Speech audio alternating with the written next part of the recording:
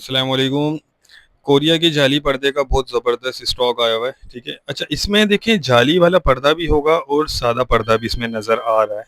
वैसे कोरिया जाली के नाम से ये स्टॉक आता है। माल इसका आप देखें, इसके एक से दो बंडल में आपको साइड से दिखाता हूँ।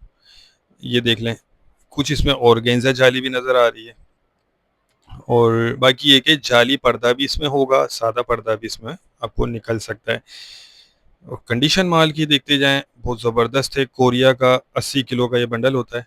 कोरियन जाली भी इसको कहा जाता है और इसकी काफ़ी डिमांड होती है। बंडल बहुत कम आते हैं, 3 से 4 बंडल ही सिर्फ इसके आते हैं कंटेनर में। अच्छा, ओरिजिनल कोरियन पैकिंग है ये। एक ये बंडल भी मैं आपको साइड से दिखाता हूँ इसका।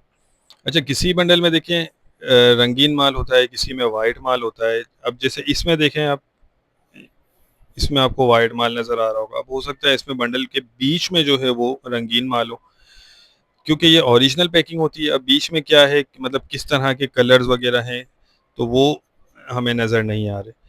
हमें भी यही दिख रहा है जो साइड से हम आपको दिखा रहे हैं। ठीक है, 80 किलो का बंडल है। रेट इसके 24,000 रुपये हैं। जो भाई भी लेना चाहते हैं वो रब्ता कर लें, स्क्रीन पर नंबर चल रहा है। ये देखें, इसमें ऑर्गेन्जा जाली भी नज़र आ रही है।